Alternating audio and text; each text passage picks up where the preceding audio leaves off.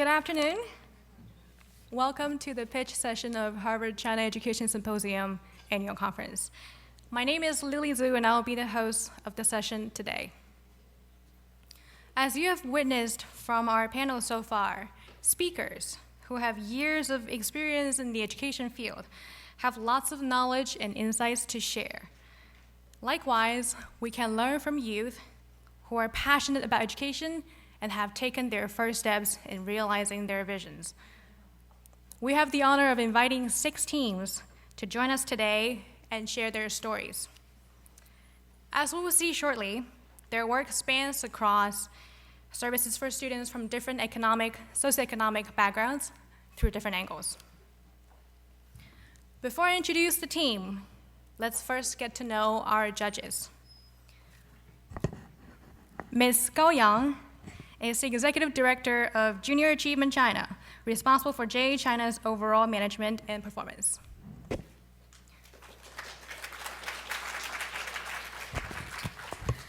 Ms. June Lee is the Assistant Vice President of International Research in the Department of Global Education of Sesame Workshop.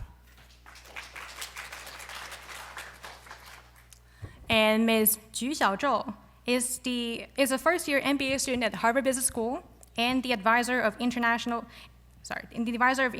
development for Excel, which stands for Empowering Chinese Social Enterprise Leaders.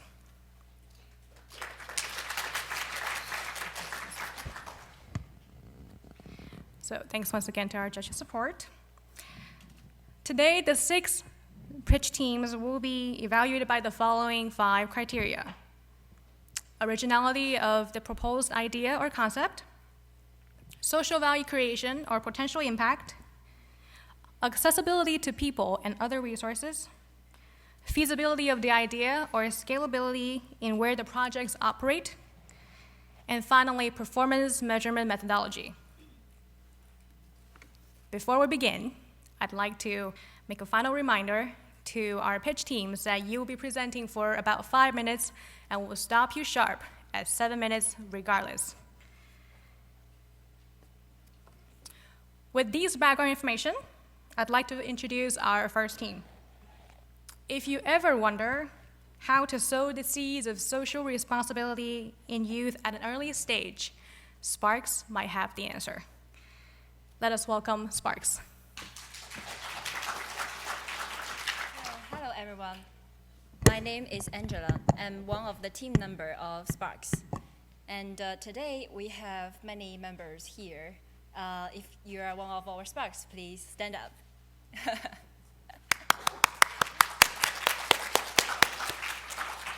So this is Tai Yi. He will be participate in the Q&A session later. So what is Sparks? Sparks stands for society, responsibility, knowledge, passion, action, and self-awareness. This is a 1-year program that run by the members of GU's organization. So why we found Sparks? Because we found issues that university exist. The personal development cannot match the development of technology and science.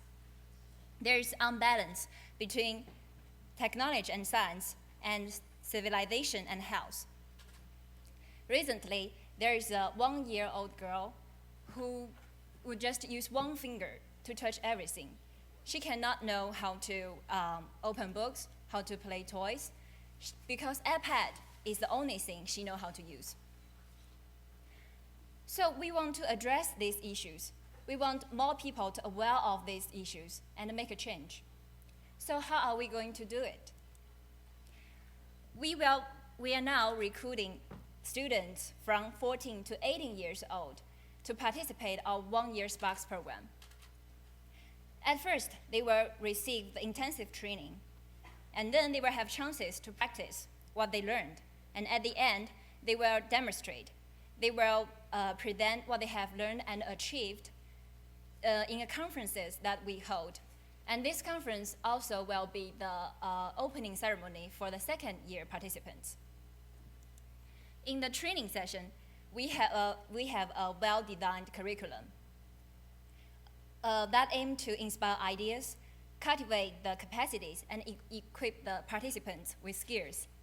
For example, we have a leadership training program modified directly from the Harvard Kennedy School leadership program and other innovative education methods. After this training, students will be able to conduct their own projects. They will be placed into the organizations both in China and United States. They will have chances to develop their own expertise. They will get involved in the planning, curriculum designing, teaching, and management, and execution. We are creating a community of youth leaders that we can help each other. We are not just stopped after the training. We will provide our help to them while they are doing their projects. For example, we will have one-on-one mentorship in the rest of the year, so they can get directly advices from our senior members of the G Youth community. One thing very unique about our team is that our organizers also are trainees. Today I'm standing here to present to you guys is also an opportunity to be trained as a public speaker. Our team is in a non-hierarchy and snowflake structure. That's also what we want the participants to practice. The way that we are using to build the teams is using the public narratives. It's also what the Harvard Leadership Program will teach the participants to do. We're not just serving our participants, we are serving our own needs. The impact we will create will both have the depth and breadth. The participants and organizers are just the starting point, and they will influence the family members and the friends while they are doing their own project. Eventually, they will make a social impact that we hope to create together. The depth is creating from the community of youth leaders by connecting their heads, hands, and hearts together while cultivating the self-awareness and the responsibility within. We hope they can make a social change in the long run. Thank you very much.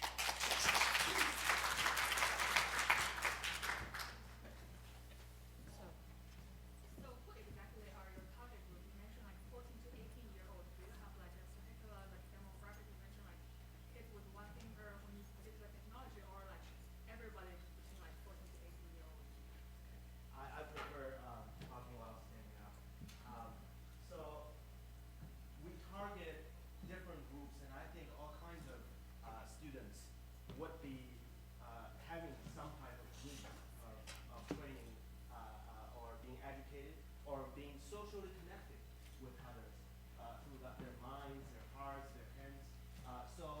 And also, most of the projects that we know on the market, they have a very narrow view, only looking at the poor, looking at people who are underprivileged. We do, but our methodology is that we want to have people who are able to pay for certain programs to help other poor people because they cannot pay. So there's a supporting mechanism from the rich to the poor, and they can participate together to create a mini society in our program.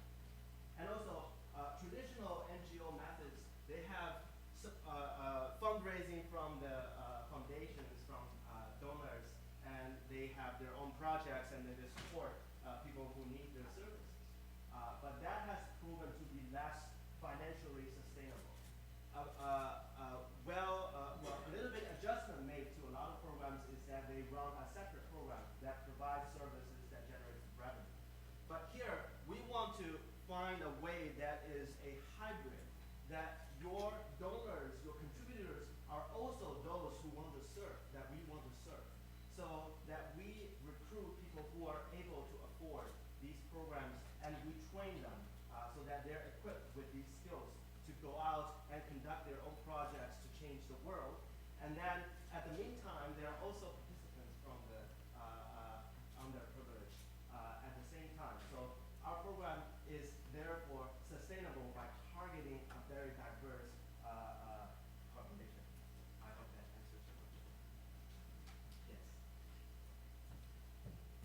So how would you measure the success of this project? What to you are the metrics that you would use?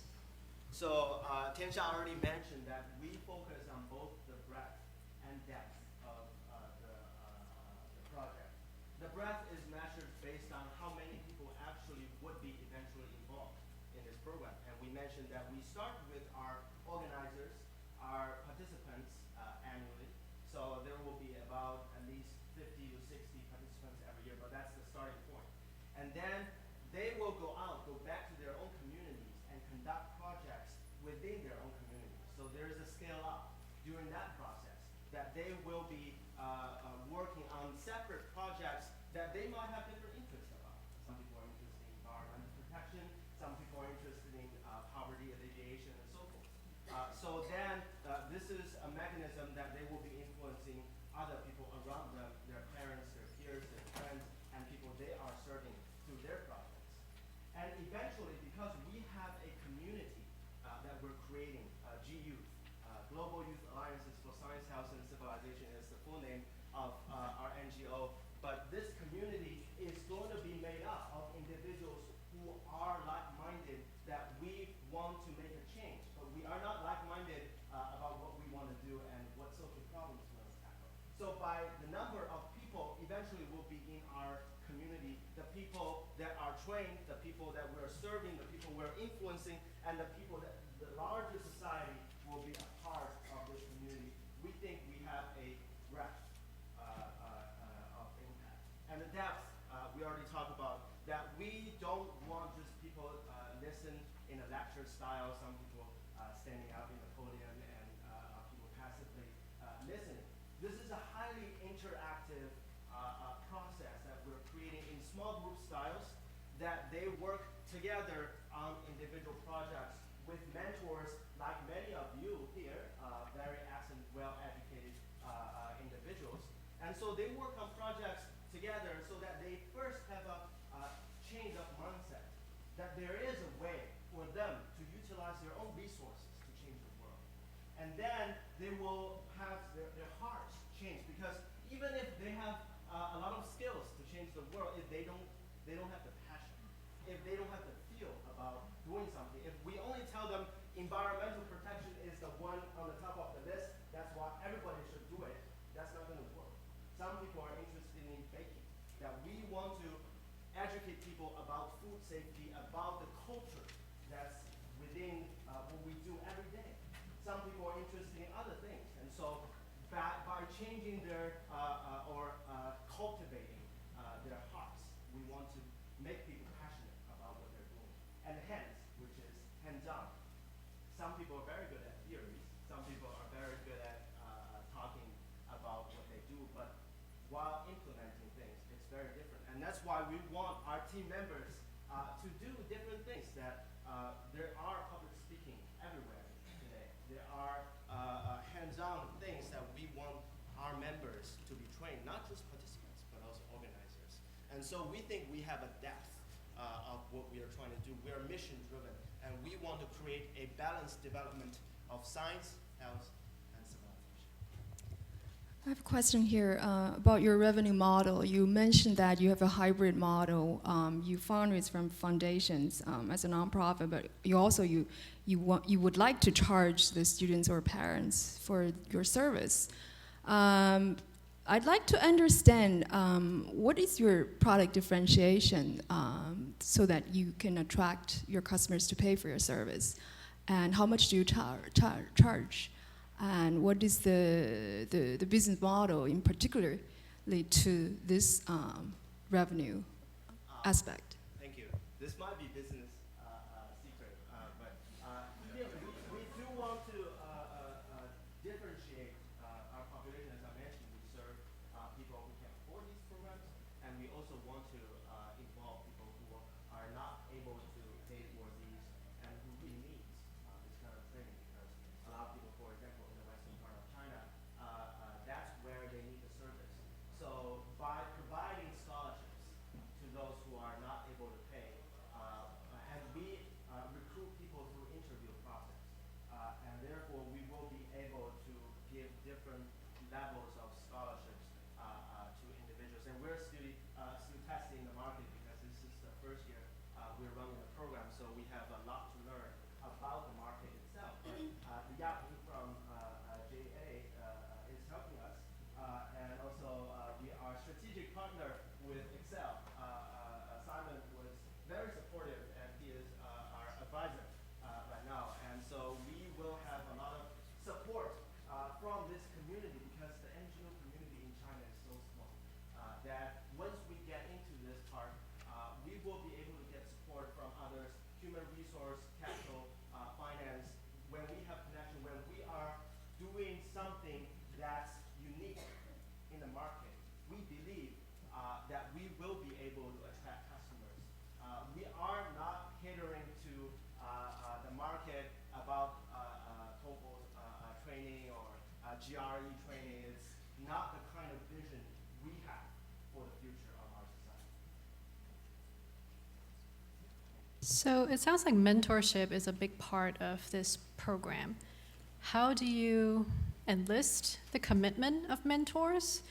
And how do you help them build this relationship with the kids that are in your program? That's a very good question, and we had a lot of discussion on that.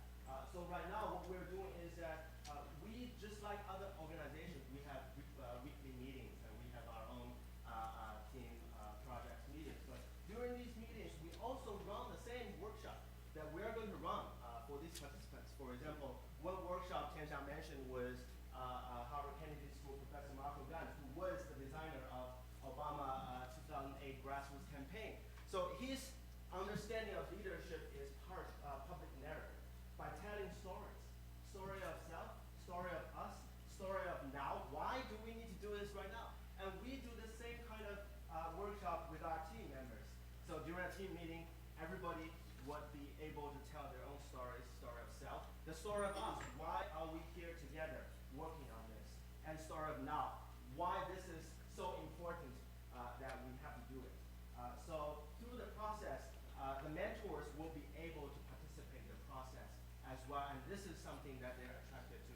And the most important thing, thank you, is that we all share the same value, that we want the China or the world, because it's global youth alliances, to have these youth group to create social impact together to benefit our society later on, not just test takers, but individual human beings, natural human beings. Thank you. Thank you, Sparks. There exist many summer activities for youth native to first-tier cities in China. Education resources for migrant children outside of school may be limited at times. Clover has been working over the past few years to fill the gap. So let's welcome Clover Qingcao. Good afternoon. Good afternoon. Thank you. That's much better. So my name is Xing, and I am a junior at Harvard College as a co-founder of Clover. We founded in 2011. And I am very honored to be here. Thank you. And I'm also very honored to be here to be able to share our story and what we are doing with all of you. So at first, before I give like a spiel of what Clover is all about, I would like to ask you 3 questions about learning. So the first question, where does learning occur? Thank you. Where does learning occur? And the second question I want to ask, how does learning occur and where does learning occur? And the last one, who gets to decide how do we learn and where do we learn? So if we look at the answers from the schools that will give us, the schools in China that will give us today, they will probably say, yes, learning occurs through memorizing, through sitting in classrooms, taking exams, and practicing. And that learning occurs, of course, mostly in classrooms. And the teachers, the authorities, the people who make the textbook gets to decide what we as teenagers, as youth, and even as adults get to learn. However, in Clover, we believe that this is not true, and this should not be the case. We believe that for learning, the most effective and most important learning happens through experience, through our active participation in the society, and through our reflection of our action and what the results that it produced. And we believe that learning can happen anywhere and anytime.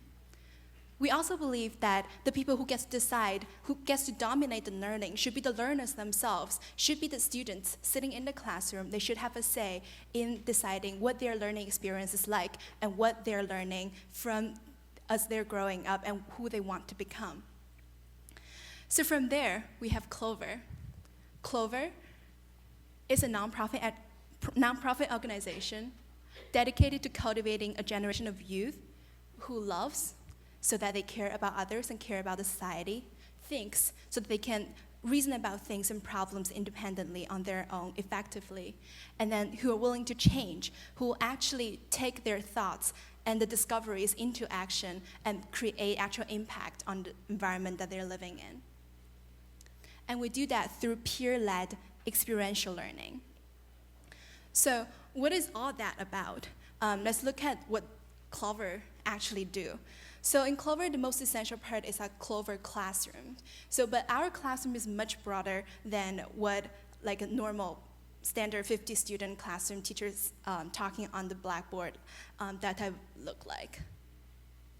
So this is one picture of a Clover activity. You usually be very active. You might be sitting on the ground, like drawing on a huge piece of paper. You might be running around, might be playing games. And it could be very physical. And even more, it doesn't necessarily has to be like one person is learning and the other person is teaching, or like a giver-taker relationship. This is a photo of one of our most traditional program, summer camps, and it is one high school students working with middle school children from the migrant communities.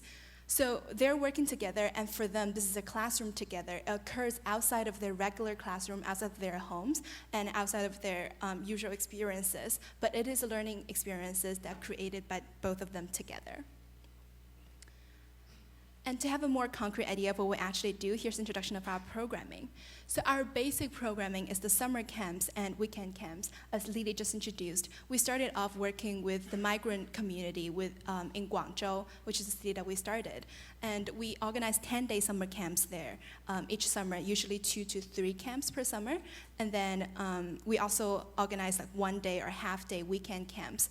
And in all those camps, the teacher is not like professionals or college volunteers. We actually take volunteers as close to their age as possible because it's peer-led experiential learning. So we recruit a lot of high school and even vocational school volunteers. We give them a 1-month to 2-month training, and then together they will create the summer camp with the kids together. So what we provide is the training.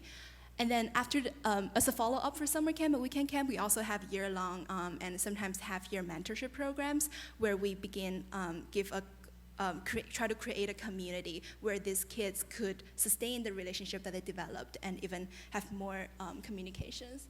And the core program we have right now is the service learning course that we started in Guangzhou Zhixing High School. So it's a year-long course where high school students spend 1 hour to 2 hours each week doing workshop with us, and then spending half a day in a service site on weekends to actually serve the migrant kids. They might be providing taking them around the city to explore the city together, and then talking to them, maybe providing English learning support.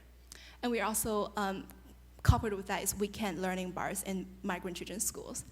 And our new extending programs is when we want to extend our arms besides the students that we can directly reach. We're collaborating with a foundation in Beijing.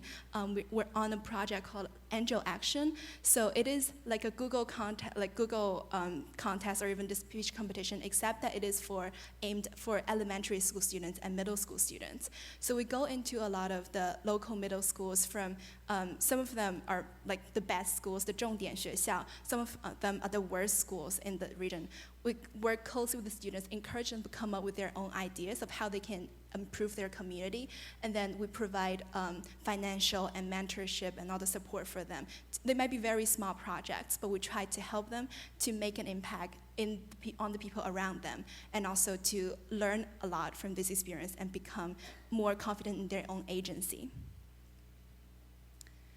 So about measurement, in the past 4 years, we have engaged about 100 college students, 800 high school or vocational school age students, and about 1,000 migrant children, usually middle school or elementary school age. Most of the surveys that we have been doing is student surveys directly following our programs. They're mostly for immediate improvement of our program measures, and then also interviews, focus groups with the kids. Mostly are for immediate evaluation.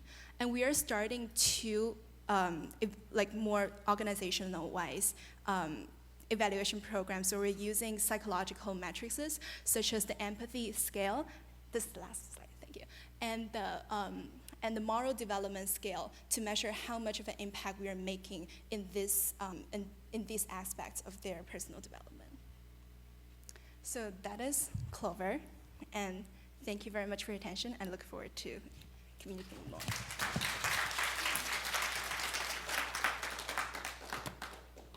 I really like your idea, and I think one of the key element for your idea is the experiential from one peer to another peer. So how do you pick out the peers who are going to lead those programs, and how do you measure they successfully accomplish what they're supposed to mentor and do? Yes, that's a very good question. So all our programs, it's like most other education programs, we put out, we actually go into schools to announce our programs and then welcome everybody to apply. We go to some high schools and a few vocational schools are trying to approach them as well. And then students sign up, we do some interview. Depending on the program, the selectivity ranges from 50% to admission rate range from 50% to 10%, depending on programs. And then we give them a training, which is mostly based on also experiential workshops, which means they come in, we do role play. So now I pretend that I'm gonna be a student and you'll be my mentor. So tell me what you're gonna do with me and just do it to me. And so in this direct feedback process, we just help them practice a lot before they actually meet their students. And they also do few surveys, few observations. We take them into the schools before the program starts.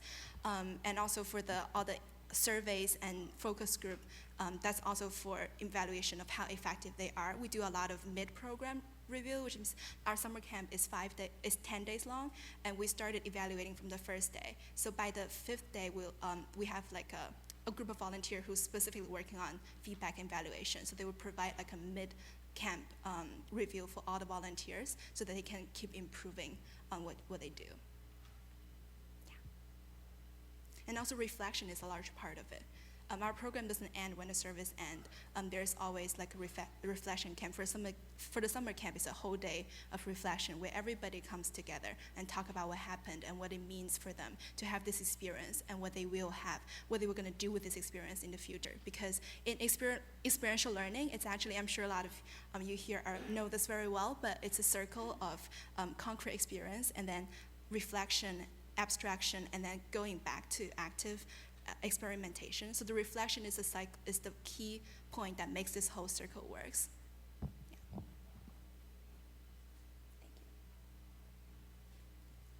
Yeah. In the past 4 years of the operation, what has been most challenging for you for this work? The most challenging part is definitely training the trainers. So having the talents and then training them. Because as you can see, the type of program that we do is not, I can't just give a volunteer a package and then she can learn it on their own. It's very human intensive. Usually our trainer to student ratio for volunteer training is 1:4, or at least, maybe trainer could be 1:10, but we need to have mentors 1:4 ratio so that we can keep track of how they're doing in their learning. And this process takes time. I think usually it takes about a year for us to train a college student or a high school student into a facilitator that we think is acceptable to hold a workshop independently, a 15-people workshop. And so that's definitely the most challenging part, and we are trying to develop a system that help us retain our talents. I think our trainers stay with us for 2 to 3 years right now during their college time, which I think is almost maxed out for a college student. But we are also working on other methods too. Yeah, thank you. So the whole idea of experiential learning and learner-driven learning is fantastic. But at the end of the day, you still need a curriculum of some sort, right? So what is the curriculum and how does it come about? That's a very good question, actually. So the curriculum, actually, we have a lot of part of a curriculum because you can see we work from kids from 12 years old to like all the way up to 18, 20. So the most solid and like well-formed part is for the middle school age students. So our summer camp curriculum is quite compact and packaged right now. So usually during summer camp, we will always have a course that's about like teenage type problems, like psychological problems that they might experience, but we will package it into like a fun name. Like last year, it was get to know the self that you don't know, and 探知未知的自己. And then we'll always have like a more physical, like a 速拓 type of activity. And then some science experiments, just making things on their own. And also another key part is about citizenship education. So like civic action, learning about the government, what you can do. Like when you see a light on the street broke, like what should you do? What can you do to help that? What if your parents like want you to drop out of school, but you don't really want to before it's like legally acceptable? So a lot of these things, and then it's like these four are probably the core of our curriculum right now, and then we always leave a lot of room for the innovation of the volunteers who's actually doing it, so that we have like a core, but we develop the actual curriculum with them. Thank you. Thank you very much.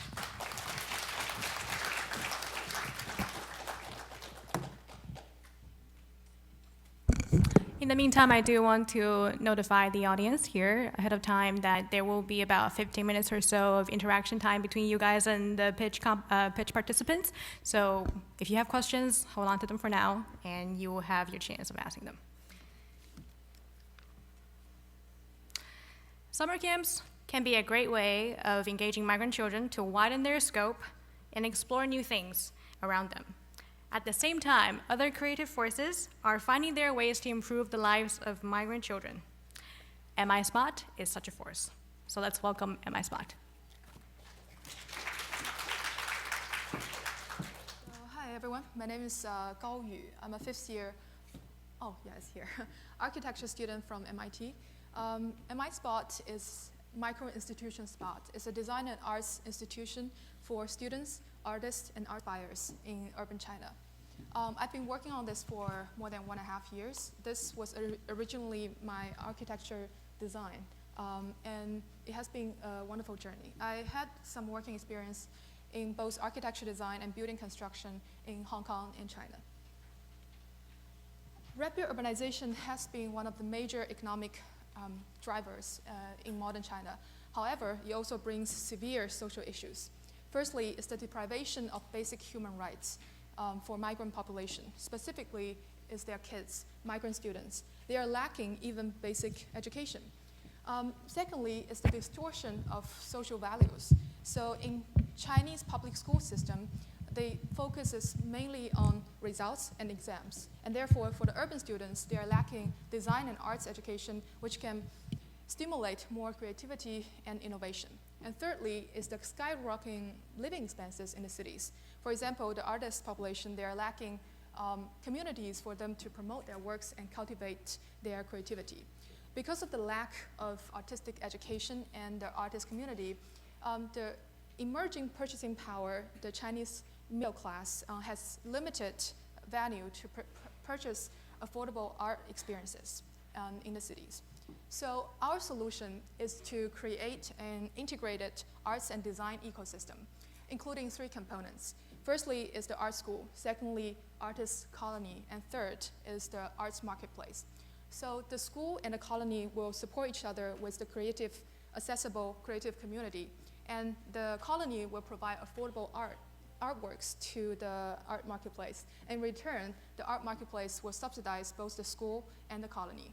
So in the building design on the right-hand side, you can see at the bottom is the school, at the top is the colony, and in between is the art marketplace. So overall, it's a mixed-use commercial art and design ecosystem. Our team includes 2 components, me and MIT MBA student, Tan. Chinese team and a US team. And on the China side, we have two field team members with close relationship with the local communities. We also have advisory board ranging from design and arts in China to arts education here, and also entrepreneurship and real estate. Our value proposition, first and foremost, is to create this integrated arts and design ecosystem with the innovative building design. And for the three components that I mentioned before, the arts school will provide quality arts and design education for the students. Secondly, an incubator for the artists and the designers to create network and help them to tap into larger networks. And thirdly is the art marketplace for the arts and design enthusiasts to provide them affordable artistic experience. Our value intellectual property, firstly, is the portable building unit design. We've already acquired copyright in the US. It is easily assembled and disassembled, can be aggregated from a smaller scale to a larger scale, which means you can start small and grow big. And secondly, which is one of the most important component, is the curriculum content, focusing on action learning and innovation provoking, in great contrast to the existing public school system in China. And thirdly is our brand. So it will be critical for us to establish our brand so that we can expand and propagate through the entire country. In terms of market opportunity, it's multi-billion in the scale of China, and in our beach market, Fuzhou, which is also my hometown, will be a multi-million business. This is not an NGO, it's a social enterprise. So our business model has two components. One is the tuition, full charge for the urban students and highly subsidized for the migrant students. And also, second component will be the affiliated sales, charging commissions to the artworks and experiences. So affiliated and complementary opportunities will include licensing for the architecture solution, commercial leasing, or franchising. We've already conducted 2 successful design workshops in Fuzhou with 50 students, 5 artists, and many parents. The feedback were overwhelmingly positive, which means if we have these classes, design workshops again, they will come back. And we've also established close partnerships with local schools, artist communities, and NGOs, and identified 2 potential locations for MI Spot. So we have a 3-stage developmental plan. Firstly, we focus on the first year, focus on the school, and then second stage, add on the colony, and third, grow into the full-fledged with also the art marketplace. And different stage with different focus and different impact. So we are currently focusing on the first stage. The basic concept is we will try to start asset lean and try to prove the concept first and then scale up. In terms of impact, the first year we will have 2 classes, including about 40 students. We're currently working on preparing for that. And once we get into the full-fledged, which is in the projection of 4 years, then it will be around 2,000 students within the entire complex. In terms, this is quickly going through it, we will try to balance the 2 revenue stream at about in 4 years, and also try to break even at the year 3, 2016. We've received multiple support from MIT. This is clearly an MIT project. We've also got into 100K semifinalists and multiple other things. We're currently working on the curriculum design with one of our advisors. So MI Spot, a place to change life. Thank you.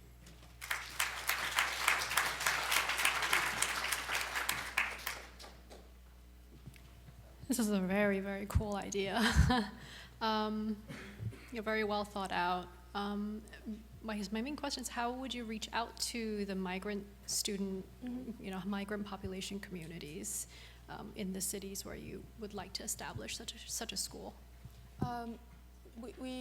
My few team members, they have close relationship with the local schools. So a lot of schools, they initially have half and half migrant students. So that is a starting point to reach out to the migrant community. And that's the first way of reaching out to them. And second way is we do have close relationship with the NGO there. So they have close relationship with the community. So instead of us trying to reach out to every community, we try to find the key contact person and key contact organizations, and through them we find and recruit our students.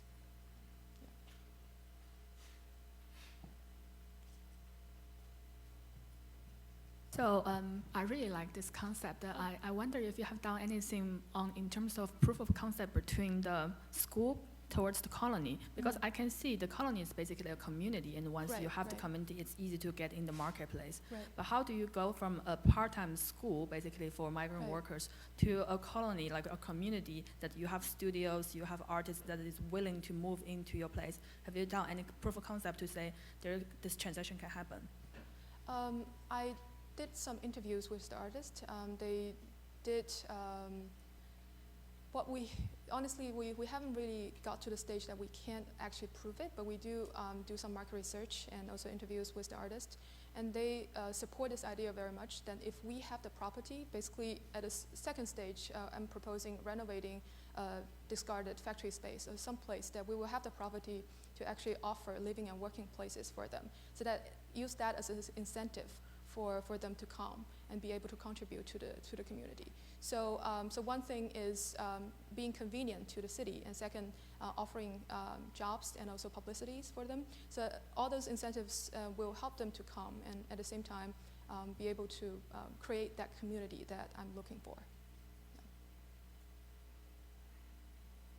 Well, I'm just having a lot of thought, but then I like the idea. I think it's really regional. But then, one thought that I have is there's a huge compound called 798 in Beijing, and everybody has been there. So just for me, what is the difference between taking a group of students, regardless of the public school students or migrant students, to one of the art galleries, the studios, nice space, to have your training program taking place there? What's the difference between that approach and what you've been describing just now? How does the art school different from your school to taking the students to the existing art studio in 798, for example? 798 that's a very good question. 798 is a highly commercial art zone, so they are definitely not focusing on anything educational. So, but my focus is more on the educational side, and both the revenue generator, art marketplace, and also the arts community are almost like a facilitating process for the education. So it's an educational integrated arts and design ecosystem. So my focus will be more of serving the student side. At the same time, the artists will be able to contribute and have their own community. So that's the mission and the purpose of this whole ecosystem is entirely different from the profit-driven, commercialized, just serving the rich people of that kind of commercial zones. Yeah.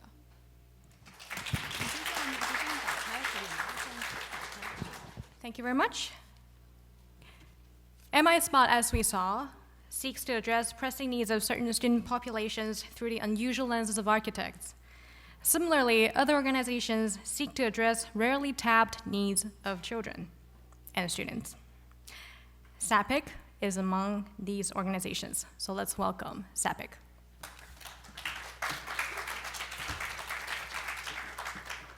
Good afternoon, everyone. I'm Tia Su Yuhe from Brown University. I'm a third year in applied math and visual art. I'm not concentrating education, but I really have a good passion about it. And today, my partner, who's actually majoring in education, she's busy moving, so I'm here, the only one to entertain you guys. Okay. I'm not a good technical person. Okay, so here, I know it's Saturday afternoon, why do we have to go through this? But this has just happened like a week ago, and it just got me thinking that if those 6th graders were sexually educated properly, this would have never happened. But people actually kept on blaming the principals for him being really an evil person, villains. But the villains, they're unavoidable. But if we protect our children, our students, boys and girls, by giving them proper sex education, this could have never happened. Okay, so I think I should briefly go through what actually happened. It's actually a principal, the headmaster of the primary school. He took sixth graders to a hotel room, and before they went to KTV and everything, and the two of the sixth graders were in the same room on the same bed with him, and actually we don't know what exactly happened because the sixth graders were not properly sex ed. Okay.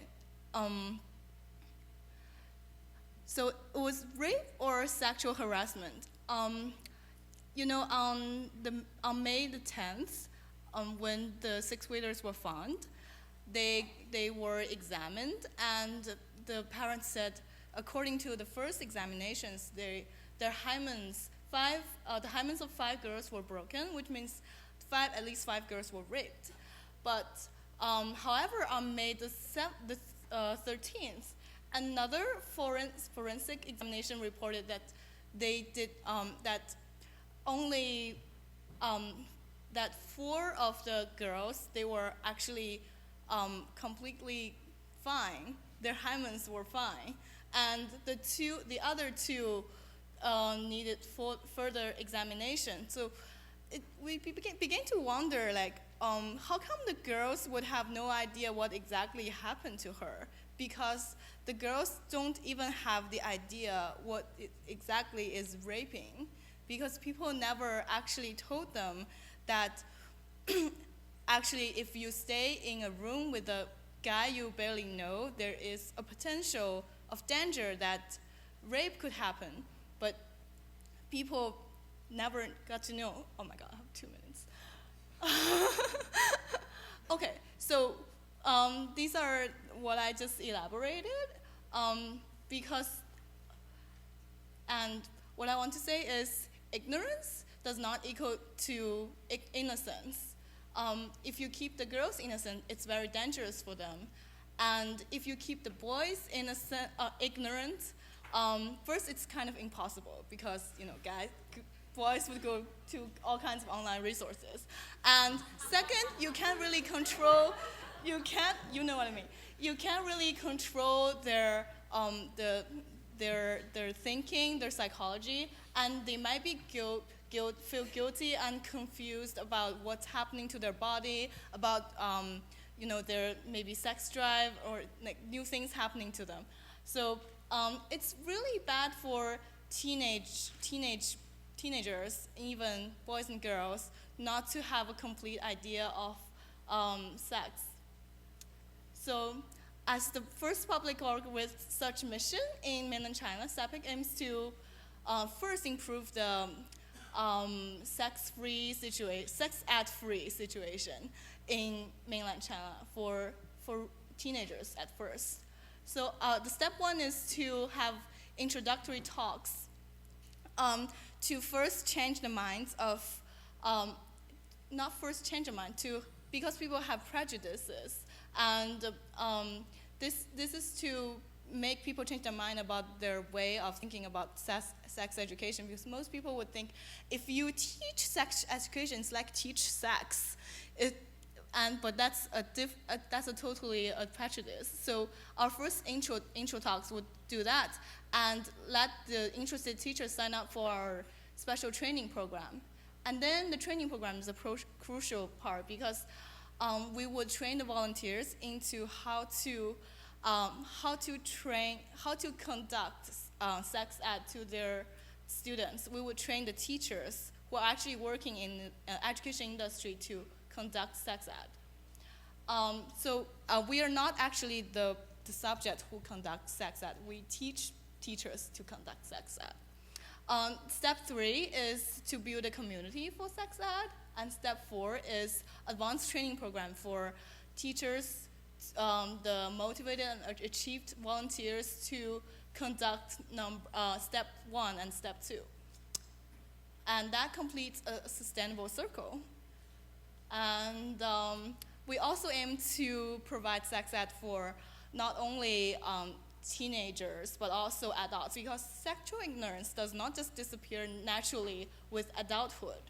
As you can see, the statistics are terrifying, and it's mainly because of the lack of sex ed even to adults and the lack of sex ed on protection.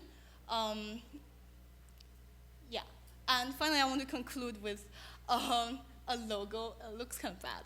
With it's just developed. So it's on the idea of 一叶障目不见泰山. So many, it's like, can I use Chinese though? 一叶障目不见泰山. So people actually think that the 生物课 would count as sex ed in China, but that's not. So we would want, our SAPIC's aim is to is against that. We don't want 一叶障目不见泰山. We want the leaf means purity, but with knowledge. Thank you.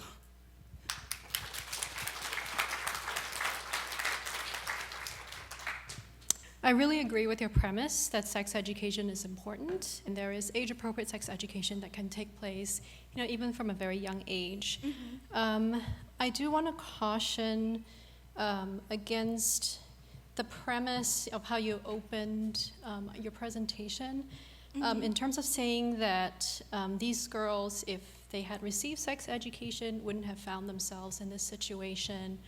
And maybe something bad wouldn't have happened. I fear that you veer into the territory of blaming the victim, because a lot of what sounds like happened has a lot to do with the power structure and authority and a predator and patriarchy. Can I just clarify that? Yeah. I don't mean to blame the victim. I mean to blame the education system that ignores sex ed. Okay. Yeah. I do get that, but you see what I'm saying, right? Okay. Okay. And I do agree with the broad premise of teaching boys and girls to be able to protect themselves in dangerous situations, to know what's happening to their bodies and all of that. So you've talked very broadly about sex education. How old are you thinking that you would want to start with sex education, and what are you teaching? Like sex education is very broad, right? So what kinds of knowledge, attitudes do you want to forward with this program? It depends on the age level. I think when the subject is very young, like below 10, the important thing is to tell him or her that a potential danger of you staying with older opposite sex is like potentially dangerous. Like you have to teach them the rape could happen, or sexual harassment, the existence of sexual harassment. That's what I want to. And when they grow older into teenage years, I think the sex ed could be more comprehensive in not only not only the dangers, but also what's happening to their bodies and the existence of it's natural to have certain drives. It's natural to want to you can address some phenomenon like people want to watch maybe some videos online. You can address to that, and you want to have small group discussions of everyone's confusion about sex. I think it's pretty open-ended because whatever the question is raised from the subject, the teenagers, I think it should be properly addressed. Yeah. Yeah. So you spend a lot of time talking about the severity of this problem, which I completely agree. But you didn't really touch on how exactly do you plan to carry out this program. So you mentioned that right now there are a lot of obstacles as barriers culturally, and people are not so comfortable talking about it. Those teachers are not so aware of the danger of that themselves. So how do you plan to use your program to go past those barriers and tackle those current bottlenecks in this perspective? So I totally distributed my time wrongly.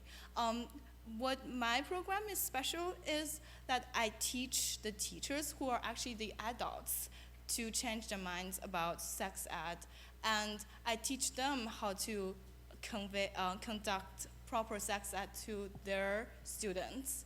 So I would have to first change their minds, kind of like brainwash them, and then I would teach them the ways of to conduct sex ed in different kind of formats. Right. How do you plan to get access to those teachers?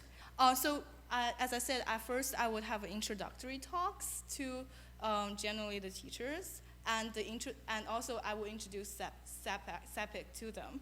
And the interested ones can sign up for my training programs if they're interested in helping with the sex ed situation in their own schools. Basically, you're going to do it as an individual effort to reach out separately to each schools in China. Is that what you're saying? Or do you have like some kind of institutional help to partner with you to reach to those teachers? Currently, I'm planning to reach out to individual schools. Yeah.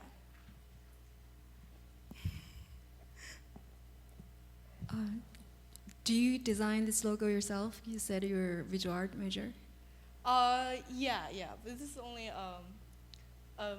a first tryout. This is unique. It makes people think, Oh, thank you. I also designed the website. Kind of raise the curiosity of what it is. Thank you. Okay.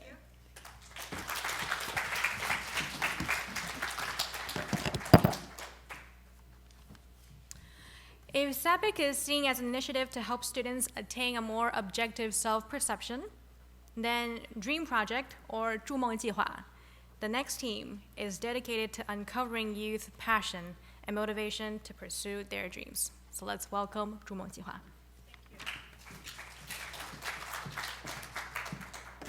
So good afternoon, everyone. It's my great honor to be here and to share with you this very unique and inspiring student social enterprise, the Dream Project. We would love to hear your comments, and also I hope that this project could be informative to your educational practice. My name is Xuan Zhao. I'm currently a PhD student at Brown University, and I come from Zhejiang University, which is the same as this project. And our slogan is, Dare to Dream, Care to Create. Now, let's start a journey about how we dream and how to create. I'll talk on the mission, the model, and the vision of the Dream Project. And let's start with the mission. The Dream Project is a student-run incubator that is dedicated to enhance students' power of dream fulfillment through commercial practice and public welfare projects. So this is a truly unique student organization because it's a platform to welcome all kinds of social innovation. And second, we really care about making a real impact on the society. So let me introduce some basic facts and numbers to you. Since its establishment in September 2011, we have incubated more than 10 projects on campus. And we also have currently 39 team members, and most of them are from the post-90 generation. So it's really inspiring. And also, we have more than 200 volunteers and more than 3,000, we receive close attention from more than 3,000 students. At the heart of the Dream Project is our firm belief on power of dream fulfillment. That is social responsibility and entrepreneurship, teamwork, idealism, and factualism. So this is the principles that we stick to. And the mission of this project is twofold. First, we want to enhance the power of the youth to realize their dreams. So the young generation has a lot of passion and a lot of ambition, but they might not have the skill set, the framework, the platform, and all kinds of necessary tools to achieve their personal dream. So this is the question we want to tackle with, and we provide them with a platform so that everyone can achieve their individual dreams. And also, we hope that collectively, we can achieve a bigger Chinese dream. And also, we care about social welfare. So in social welfare, we want to make a real impact on the society and make that impact sustainable. So I'll tell you more about the model of how we do it by introducing you the structure of this organization. So here the council is the highest decision-making body of this organization. It's composed of the the senior members, and they are working on the strategic planning. And their CEO, and he also received feedback from advisors. And also there's an assistant group. And also there are two functional chapters. One is commercial sector, the other one is public welfare sector. And a unique creation is alumni community. I will talk about the four components one after another. The first is assistant group. So this is composed of 4 to 5 junior members, and they work on day-to-day operation. They also report regularly to the committee, and most importantly, they keep internal training and they keep our knowledge. So those young people learn tremendously from this process. And second is the commercial sector. Based on the rich culture and the thrilling tourism in Hangzhou and at Zhejiang University, we work exclusively on cultural and creative industries. So once the operation of this organization is totally bottom up. So if one student have a good idea, then we, and other people think that this is worthwhile, then we collectively to assemble a team that has project manager, project designer, marketing staff, and etc. And they work and meet regularly to advance this project. So let me tell you some products that we have, say postcards, calendars, maps, and clothes. So this is the collection of the postcards the designers have drawn. So it's about some iconic sceneries in Hangzhou, and tourists love this. And also, we have this map of our campus. It's on a silk handkerchief. And this is the paper-based map of campus. And the calendars has captured the most gorgeous moments of Zhejiang University, and some clothes with interesting cartoon logos of Zhejiang University. So the students, the parents, and the tourists love this idea, and they buy a lot of products. So last year we have reached the revenue of 500,000 RMB. The next one is public welfare sectors. Just like the previous sector, this is also a bottom-up process. So a process is a project. It consists of manager, associate manager, team members, and volunteers, and all other people who want to join us. So we serve local student communities. For example, this is education on children of migrant workers. So the students, our team members and volunteers regularly visit their school and do some art performance. And also, we show them our campus and hold events for them. So this has been almost a 2-year collaboration with this school. And we have library of living stories. So that is, we find interesting people who have inspiring stories in our school, and give them a platform to broadcast their stories to a broader audience and inspire their peers. So it could involve art, technology, music, etc. And this is not our standing project. We have 5 standing projects, but this is not one of them. But we do care about some emergent societal needs. So this is donation to earthquake. And last, I want to talk about the alumni community, which have a long-term goal to foster a community of social innovation and to support the project we are running and similar projects, maybe of other organizations. So last, I'll talk about the vision, where we are going. So I have talked about sustainable project, a sustainable model of social well-being and also commercial needs. And this is a platform to create. And we care about everyone so that everyone can learn and get something. And collectively, we can incubate a bigger Chinese dream. So currently, we are seeking to collaborate with more major Chinese institutes because we believe that we shouldn't confine to Zhejiang University, and more young idealists in other schools can also benefit from this project and this model, so like those universities. So thank you very much for your attention.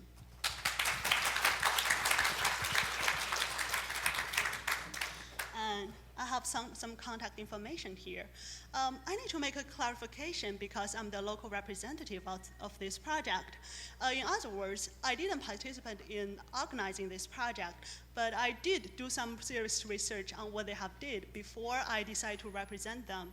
So I know something, and I will try to answer your question, but I hope if I can't address it, to meet your expectation. Maybe we can discuss later, and I will try to connect you with this program. Thank you. So I welcome all kinds of questions. Thank you. I do have a question. It sounds like it's affiliated with Zhejiang University, or it's a chapter within the university, and you're looking to expand it to other universities? Or how does it fit into the greater university system, I guess is what I'm asking. So this is a student-run organization.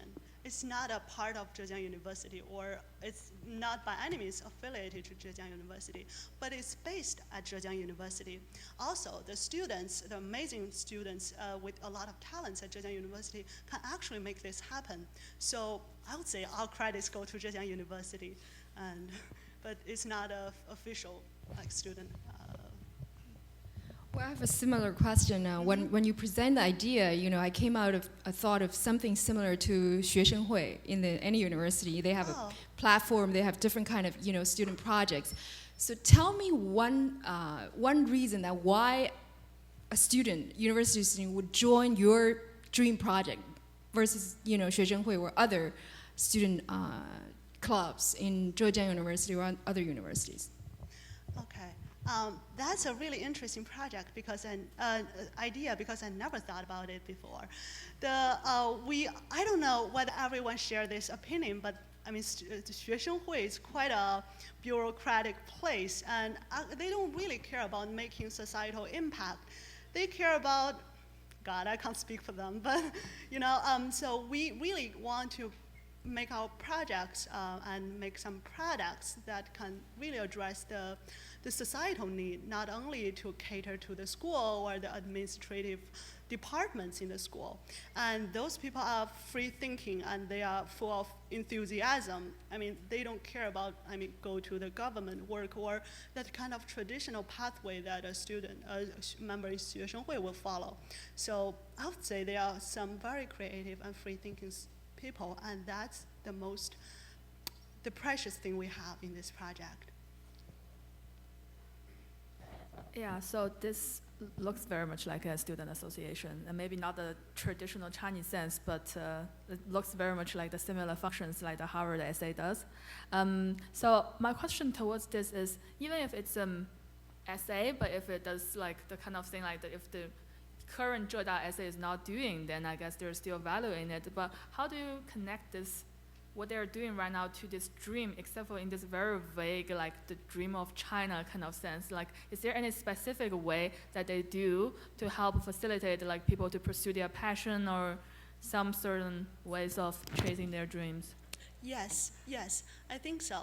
So one important thing is this is a bottom-up structure. So anyone who has an idea and other people think that is valuable can propose their idea, and we will help them to make it happen. So maybe they have an idea, but they don't have the skill set and don't have the network. But this is, so we call an idea a dream that they want to fulfill, and we help them to make it happen.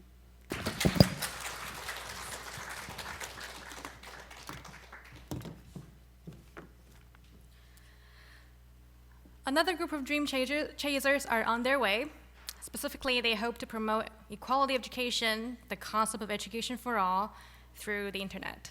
And as a side point, I've been very impressed and motivated by the girl power that's present here in the hall as far as the previous 5 presentations go, but boys are not here to disappoint, which makes me even more excited to introduce this last pitch participant.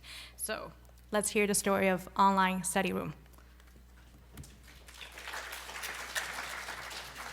My name is Junchen Fen. I'm be honored to be here presenting our project. So we believe that curiosity is a human nature, and we have much more nice things to say about ourselves than what can be packed into 5 minutes presentation. So if you see something, do ask something. We believe that learning is a human right, and as any human right, everyone should have equal access. Unfortunately, that is not the case in China. So our motivation is to mitigate the education inequality by technology and data. What do we mean by technology? We are going to using the mode of MOOC. We break down the curriculum into knowledge tree, and at each knowledge node, we post a video on our website.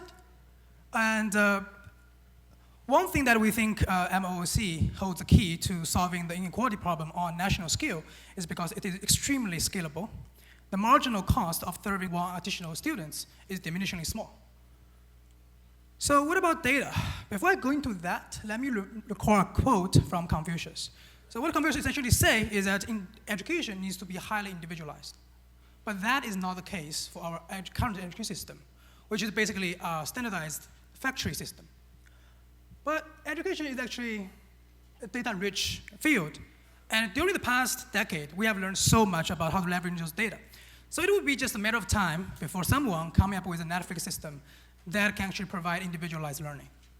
And the other point that I want to make about MOOC is that because it's a platform, it can make massive individualized learning at extremely affordable level.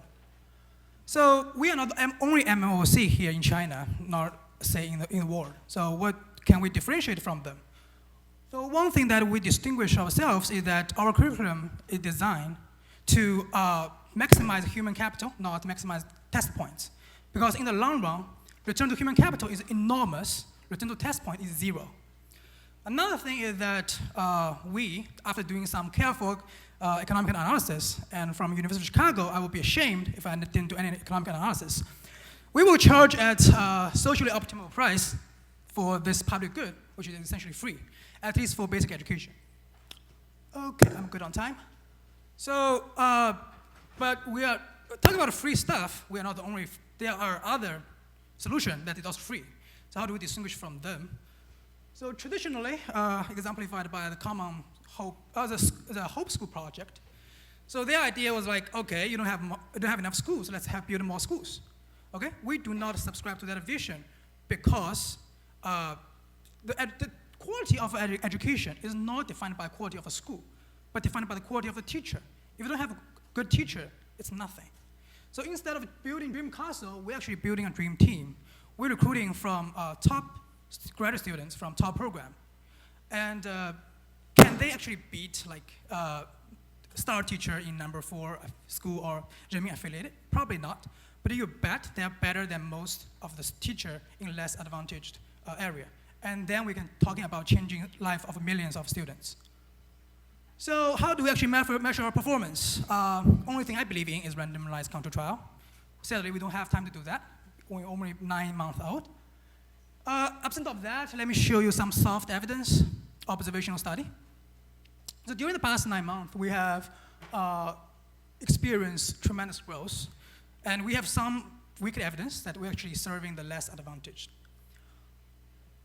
We also have overwhelmingly positive feedback on our video. And I will just let our fans speak for themselves, and you can log on to our Youku homepage and you can see more. So hopefully I'm aroused the teacher inside of you. We believe that there's a teacher inside of everyone. So if you have any of the talent and you have the commitment to solving the Chinese education inequality problem, we would love to talk to you, and you are the main reason that I'm standing here presenting. So thank you very much, and this is our contact. Before judges start asking questions as usual, since we're going to enter this Q&A time between the audience and the pitch participants very soon, to maximize the amount of time that you guys have for interactions, feel free to start lining up if you do have specific questions targeted at specific organizations. And I'll invite the pitch participants to sit up here. So if you can join me now at the stage, please. And judges, feel free.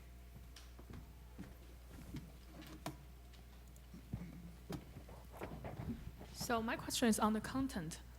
So how do you differentiate yourself with the content, and who is the content creator? And how do you continue to generate those content on a scalable basis?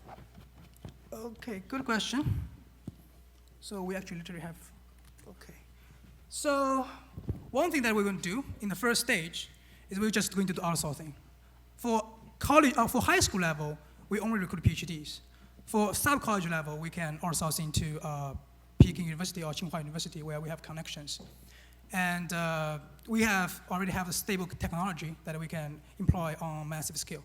So by the end of this year, hopefully, or certainly before Spring Festival, we are planning to cover all STEM major in K-12. And the next step beyond that is once we actually get off our foot, we would actually to do something like weeklyization. So you can actually submit videos on your own creation. And we will have a competition system that will weed out the weakest and replace with the new. And well, in University of Chicago, everything's about competition. And I think there are lots of Van Hart in China. We just didn't to find them. So that is our current strategy in terms of content creation. And in terms of what we teach, let me just briefly say something about that. The one thing is that we teach basic skills, and we stress connections. That is why in high school we need to teach students. Because you have to have a very high skill. Coming from very, very high skill, you can teach something that's very easy, which is not actually easy. We also teach something that is, I don't know, basic. Let's say Google, how to Google. I think everyone from like first grade should know how to Google. And after that, I think education is basically over for you if you want how to know how to learn. What we do not teach is something we do not know how to teach effectively, like language, and anything we consider funny, like high school politics. No. Yeah, I do have a question. You actually partly answered, I had several questions, and you answered one of them, which was, do you think that there's some content that lend themselves better to MOOC type of instruction than others? And he said it was going to be a free, non-fee-based enrollment? Yes. Or how would you then fund it? Okay, so financial feasibility, where is it? Here. So one thing that we're doing now is because we are, our teachers, surprisingly, although they have high wages, volunteer for free. So we can start with very low funding. And thanks to the manipulated currency, actually we can fund our project from our stipend, surprisingly. But if we want to scale up, that's not going to work. So we are going to charge for non-basic education. So let's say test prep. If we actually succeed in developing one of our software, that would be the most powerful test prep software that will ever think. I'm not kidding. So we will basically charge you above certain threshold. Like if you do too much exercise, we're going to charge you for that because that is wasteful of our resources. And we're also going to do school integration. So basically, like Khan Academy, we can do flip the classroom, or we can do data visualization, data analysis support. So that probably could also generate some revenue. And if you think about the market size, it's just tremendous. We only need 1 or 2% of the revenue for us to continue going.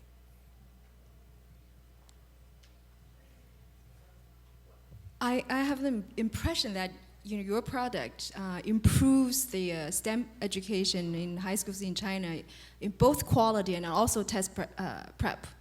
Am I correct? Or? No, right now we don't do test prep. We have this idea, but we haven't done anything. Okay, so right now, yeah. Okay, yeah, go sure. ahead. Yeah, so right now what we're trying to do is, basically our motivation is, as I said, teacher quality in most part of China is horrible. If you think about the teacher in rural area, right? So what kind of teacher are they? So they basically drop out from high school, then they go back to village, then, I don't know, they have a farm somewhere nearby, and they just tell them to teach for themselves, then they go attending their farm business. It's kind of like India, right? So you have very high teacher absenteeism in rural area. And that is why, surprisingly, although migrant school in urban area is actually very low quality, migrant parents still want to have their child educated in urban area because like the alternative is even worse. So one of our simplest motivation is that we're going to raise the minimum bar, okay, to a level that is higher than average. As I said, we cannot compete. We do not have the confidence now to compete with top Chinese high school. But in terms of our teacher quality, we're better than average teacher in most of the Chinese area. Following on that, one of the paradox I see is that in the migrant schools where the counties, the students are more challenged to, especially at the high school level, their only way is to study hard to prepare for the test. Exams to go to the college in China. So, but then on one hand, you're helping them to study biology or math because you guys know how to do that better. But on the other hand, their top priority is to score high at the national examination. How do you see that? Oh, okay, I see your question now. So, yeah, I agree. There's nothing we can do about that, although I personally disagree with the model. As I said, in the long run, what matters is human capital. Test score is not human capital. And for most, I would say, if we focus our attention to rural students, their marginal return from go to our third level university is diminishingly small. Okay? It's not even worth it. They should go to a technology school and acquire certain technical human capital and go from there. That is actually a much more reasonable way. And that is the stuff that we want to teach at the very beginning level. We want to teach that, right? How to think a problem, like how to ask questions.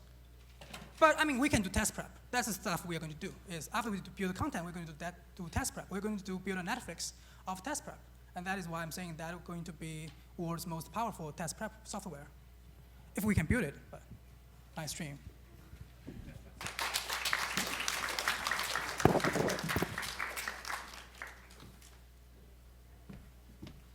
Okay, thank you very much to all pitch participants. So right now, our judges will engage in intensive discussions, hopefully, in scoring the presentations. And in the meantime, we're going to open the floor up to the audience here. And we'd like that you target your one concrete question to one concrete organization. So please keep this concise so we can engage as many audience as possible. My question is actually for online session. And so I really believe in the power of technology and the scalability of the impact.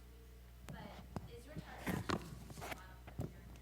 And what is actually the most effective technology to reach the bottom of the pyramid? You don't have access to the internet. Oh, okay, sure. As I said, we have more nice things to say about ourselves now. I think at this point.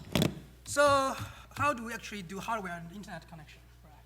So one thing that we know is that there's a national infrastructure boom. And broadband will be in China, covered in China in 5 years, for sure. Everyone will have a broadband. Even if we don't have a broadband, like I'm not sure if you guys know Sunshine Library, they did a breakthrough technology by my standards. They provide a local Wi-Fi network. So at very cheap cost, you can actually support 100 students surfing internet by the same time. So that's kind of, then they are doing that in the poorest part of China, which is Gansu province. So if you can do there, you can do anywhere. So the next thing is that how about hardware, right? So one thing that we observe is that even you go to the poorest part of China, they have smartphone. Although they don't have internet connection, but they have smartphone. And Moore's law is on our side. Like every year, it's getting cheaper, cheaper, and cheaper.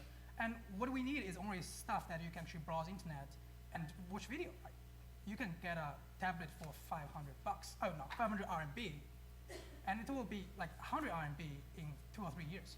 So that will be affordable on multiple scale. So actually, that's our belief. We didn't do any experimentation yet, but that's actually what we need to do.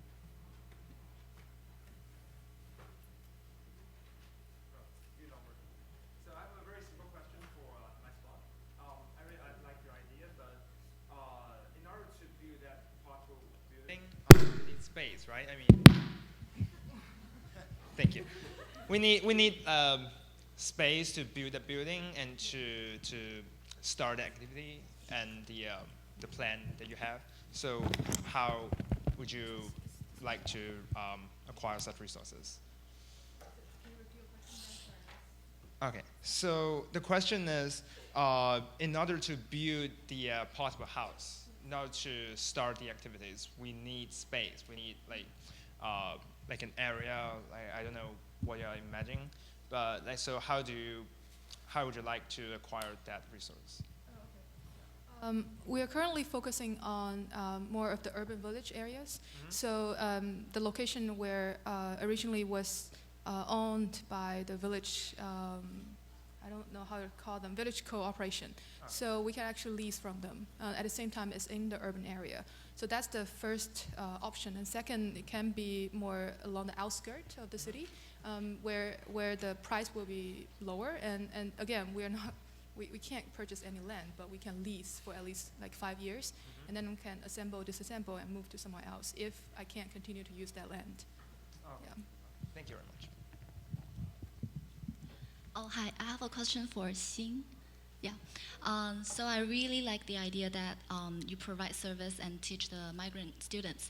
But I think in order to make them feel that their experience is also valuable, giving them the role from the knowledge taker to a knowledge giver might be useful, might be helpful. So do you think that it's possible for Qingcao to provide a program that gives them the opportunity to teach their experience to the local students?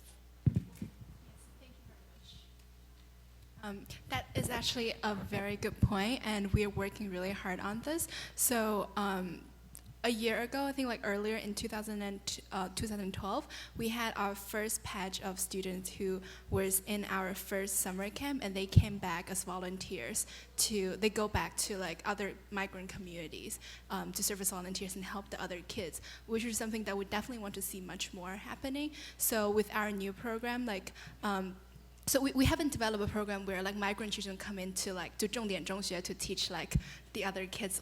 We haven't got there yet, but we currently do have a program where we are targeting mostly vocational training schools and migrant schools for like the innovation context, which like, we mentor teams of those kids to go out and serve their own community. So we want to start with that and also try to accommodate our programs to make it possible for them to come back to our other service programs.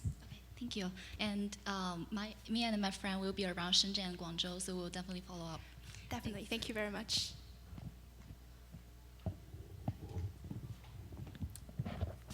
Any other questions so far? All right.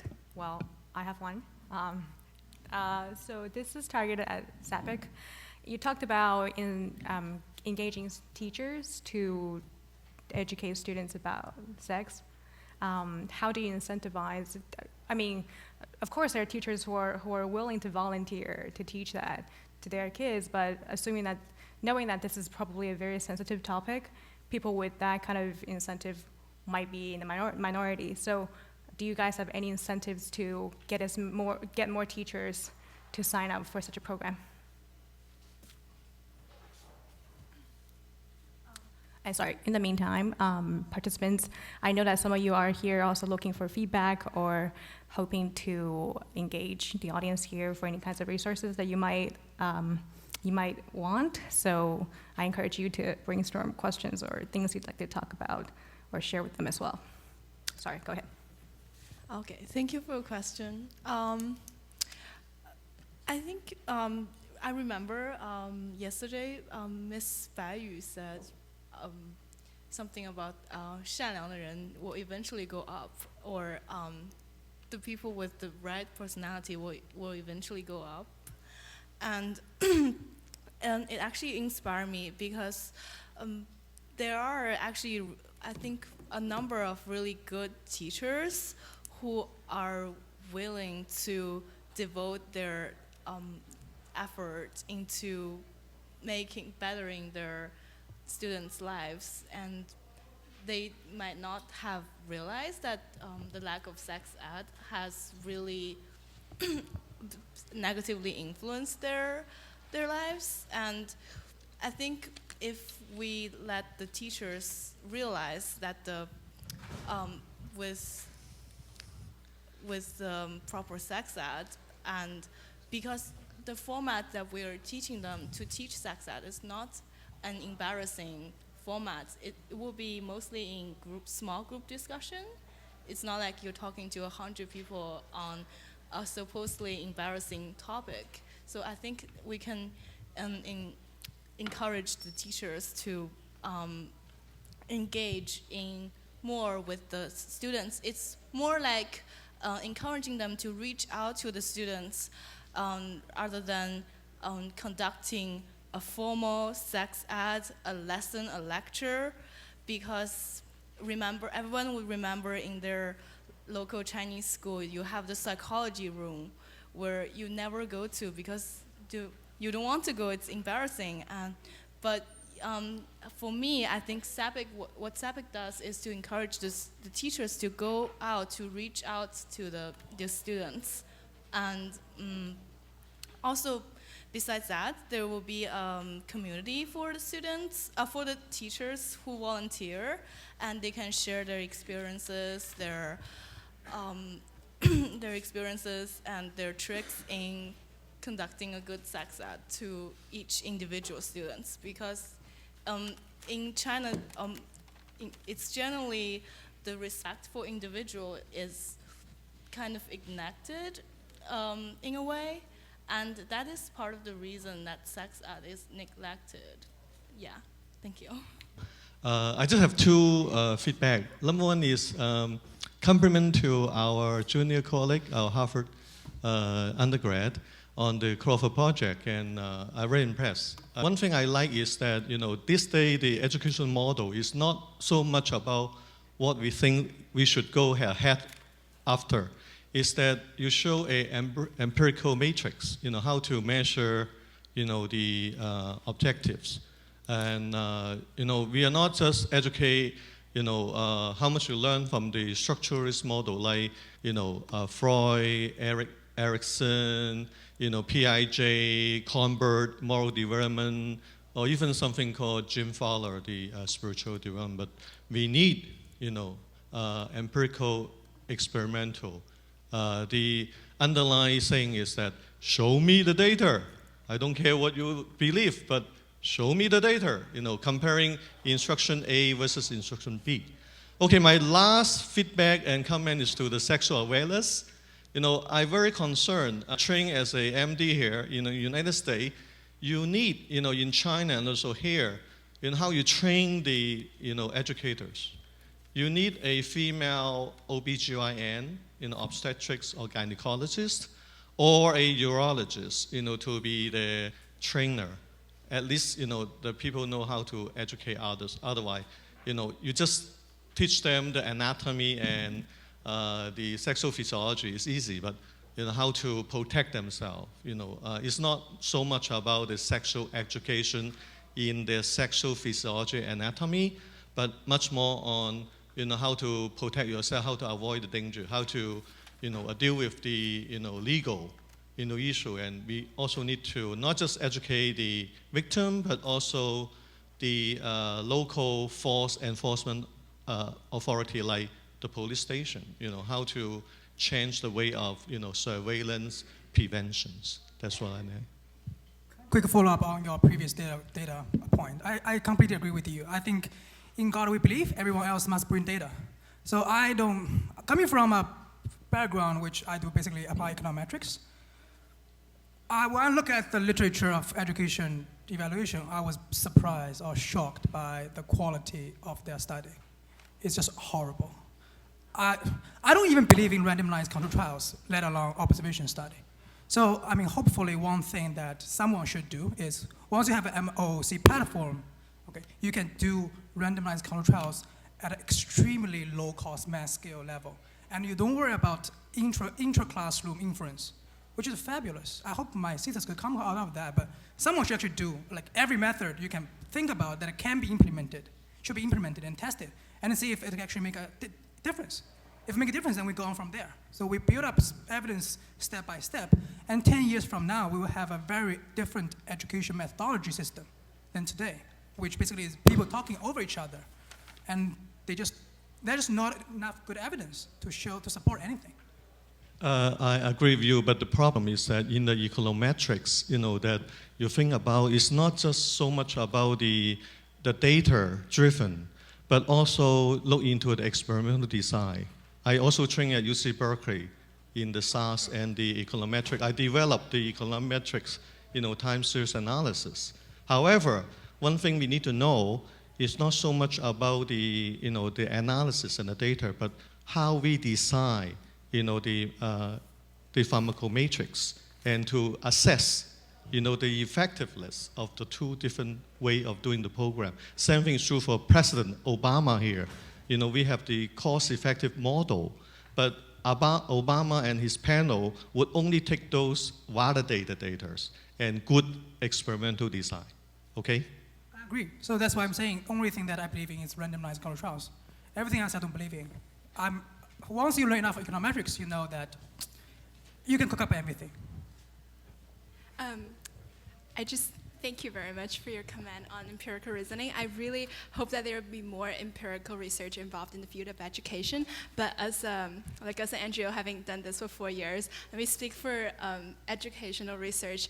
Random trial is almost impossible. It's even impossible. My parents are both doctors. Random trial is almost impossible in medical studies, and I'm sure you also understand like there are a lot of intricacy in that. In education, it's even harder. So, and I also believe that data doesn't talk on itself. It really depends on how you interpret it and how you understand the assumptions behind where the data comes from. So we are currently we started in January trying to pilot 2 studies based on using the empathy scale, the self-esteem scale, and the Colbert's moral reasoning development scale. But if anyone has like good suggestions about what we could do, because we don't know how well these scales will adapt to the kids that we want to target. They're really young.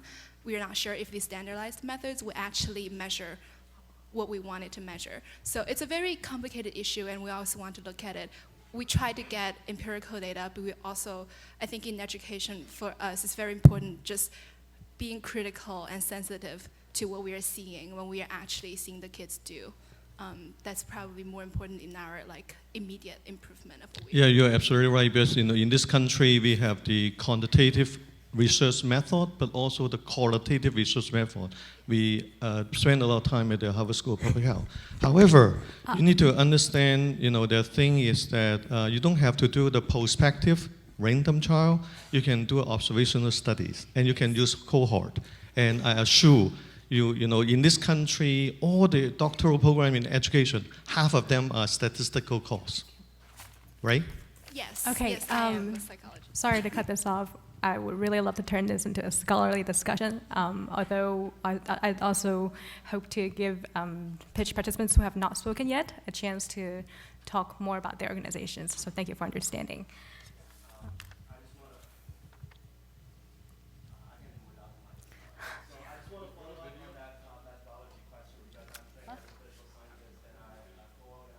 What do you mean?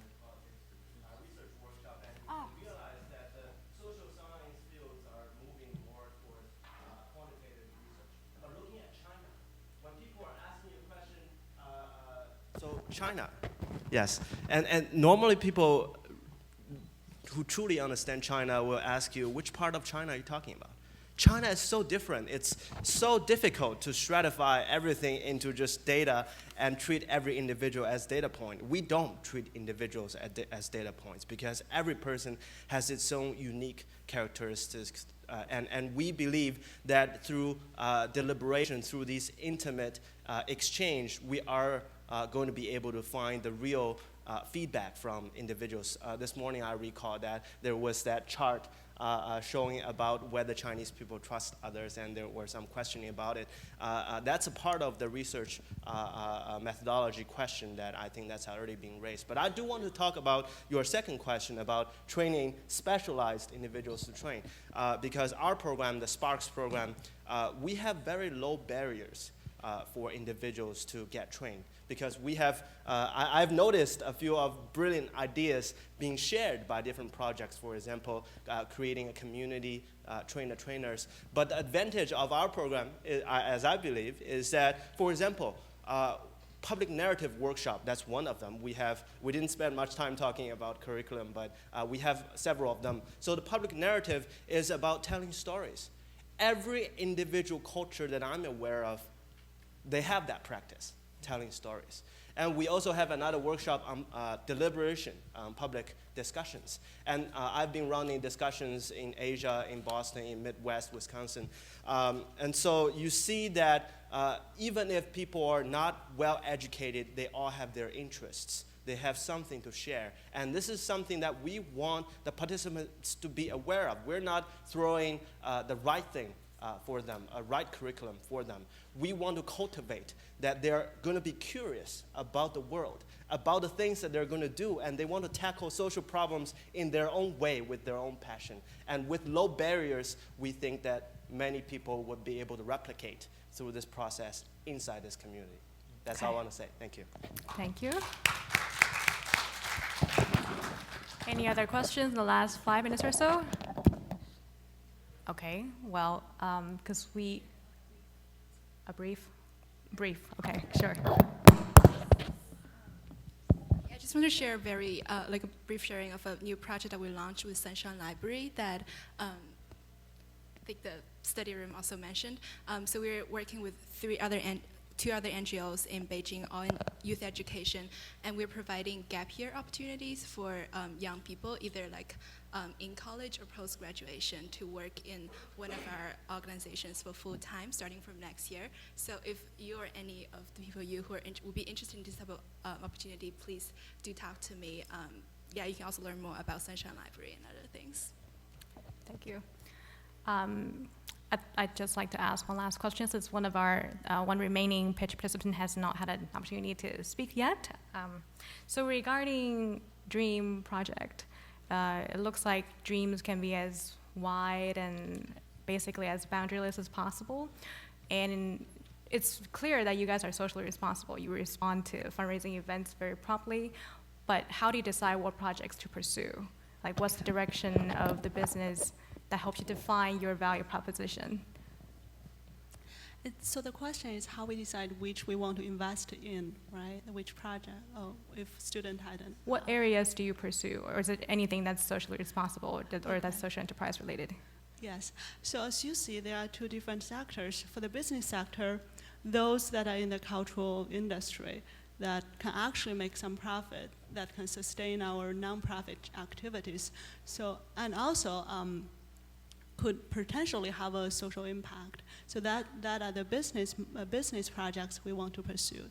And for the non-profit projects, the one we care most about is the educational ones, because first we are students and we are most familiar with students.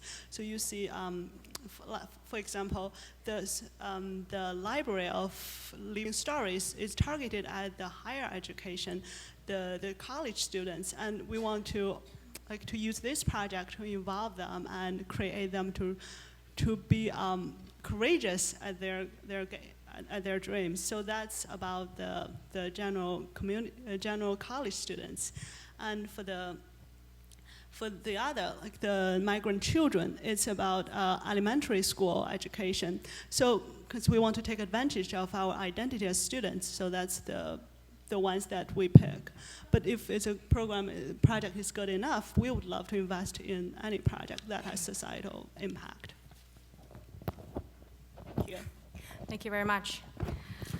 So we do have our final scores. Basically, the 5 criteria that I mentioned to you at the very beginning of the session, they are all scored on a scale of 1 to 5, separately by our 3 judges. And all scores, all five criteria are weighted equally. So the scores are basically added up. All 3 judges' scores are totaled, and the team with the highest score will win a prize of $1,000, sponsored kindly by Asia Cultural Center. And the final score, or the winner, the one with the highest score, turns out to be Clover Qingcao.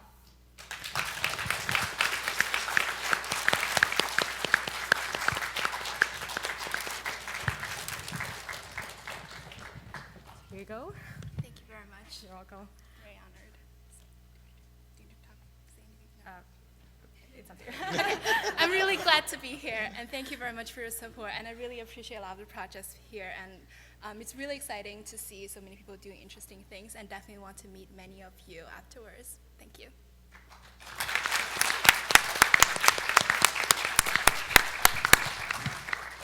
And then, but one of our judges is going to make a kind of a closing comment just to help explain at least her scoring principles and what she basically saw from this span of organizations here today. So.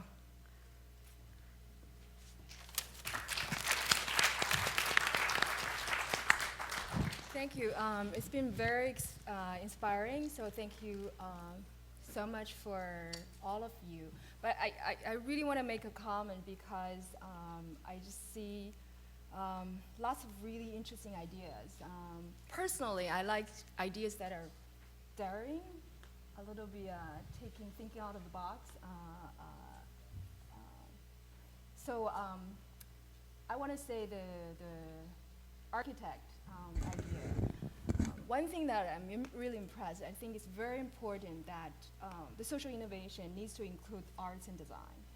So artists and designers is a very important force in entrepreneurship, social innovation, in making the society going in a better direction. So I'm very impressed what you've been doing. I hope that your project will grow in China. If there's anything that we can help in China, let me know. And also about the technology, I think, I asked a question about the paradox of helping the high school quality education on science and biology, etc., but then the exam. But then I think there's going to be a spin that you can further explore. Our board chair, Paul True, and he said to me, my foundation is going to invest you, or interested in invest you, but you should connect to him, see how it goes. And in terms of demand, I think sex education has a huge demand in China for the teenagers, especially for the second tier and third tier, and even in the rural areas. There are hundreds of millions students, especially the young woman, needs that. And then if you think about the third tier cities in China, each classroom is 60, 70, even 80 students. The teacher cannot do the job, and the parents are not well educated. So, so thinking about the demand, and then there's future. Think about how you do it. I think it's very critical and important. And so I think your presentation, if there's more analysis on what your product will be, and then how you're going to implement it, it will help you for the future. And then the student, helping the migrant students are all really will be helpful. And I like your execution, your past 4 years operation, you show the result. And then the Zhejiang University, I'm sure this student association has done a lot, has been successful for a reason. But then if you could just tell what that reason is, your product differentiation would be helpful.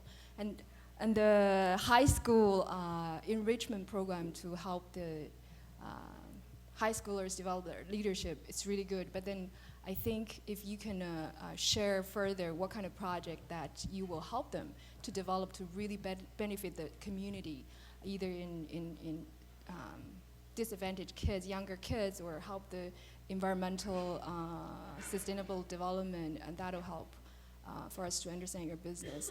And the final words is that for nonprofit or social enterprise, we've been talking a lot about doing good, but doing well is very important. Either it's a nonprofit, what is your business model, where do you get the revenue, or a social enterprise, where do you get the revenue? That is very critical for the long-term development. And finally, we're going to have Junior Achievement is going to have a free enterprise solution for China's bottom of pyramid competition for the next 3 years in China, and it's going to be in July. Our awards money is larger than this. And we're going to have China's 2 largest impact investment fund to be there to look for projects to invest. And we're going to have 3 years incubation period, have mentors, co-working space to help the venture to start up. So if you're interested, you can talk to me, and maybe you can join that to further develop your idea. Thank you.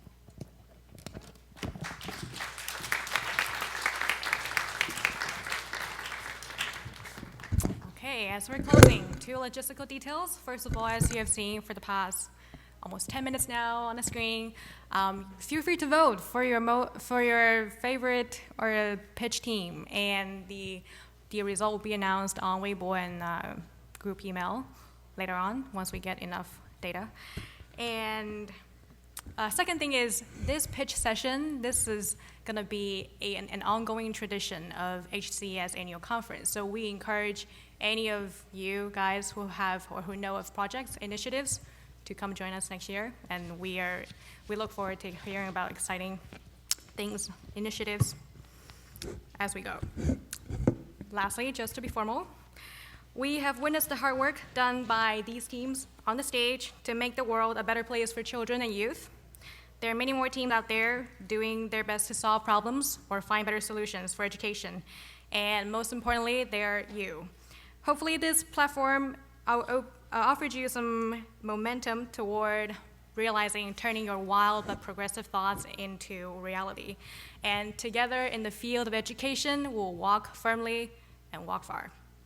Thank you, participants, thank you, judges, and thank you.